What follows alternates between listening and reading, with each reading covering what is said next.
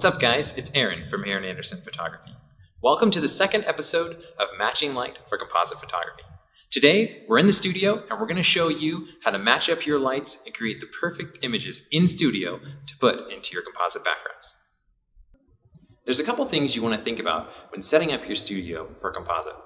For starters, the background.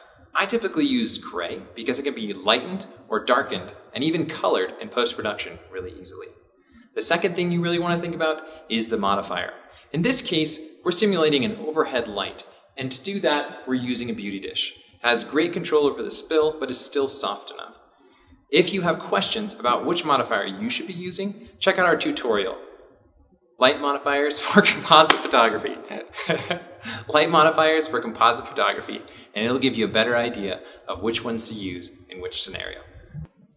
In the last episode, we talked about taking measurements from your camera to the ground and from the camera to the background to make sure everything is set up the same way. Now is the perfect time to either pull out your Evernote or pull out your piece of paper and make sure everything is set up correctly. A couple quick tips, just in case you don't carry around a tape measure or a speed level, you can also use how many legs of the tripod are extended or how many steps it is from you to the background. So we are almost ready to shoot, and we've got our beautiful model, Kristen, all ready to go back there, but I wanted to touch on a couple quick things before we get going. For starters, we have a big 75-inch light motive indirect octabox just behind the camera, and that's to provide a little bit of fill. It'll make it easier for us to path out the model once we get into Photoshop. The second thing is to check your settings. Right now we're set on ISO 400, and our background was shot at ISO 400. If for some reason we had the camera at ISO 800 and then shot at ISO 200, matching that grain in Photoshop can be really complicated. The other thing that we double checked is the millimeter of our lens. If you start at 24 millimeters and then you zoom into 70 millimeters, it can be really hard to warp either the background or the subject into place once you get into post. We're all set and ready to start shooting. But before we do, I wanted to take a second to talk about taking care of your models.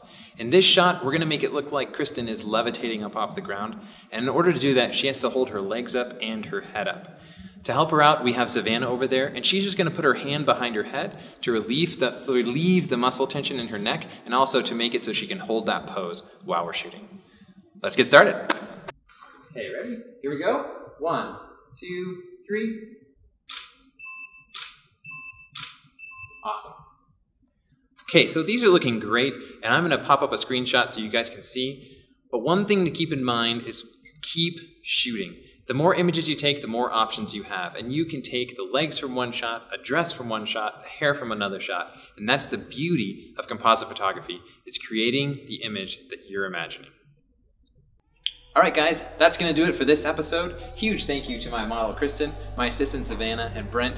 Make sure you stay tuned for our next episode. Hit that like button and click subscribe, and until next time, be awesome.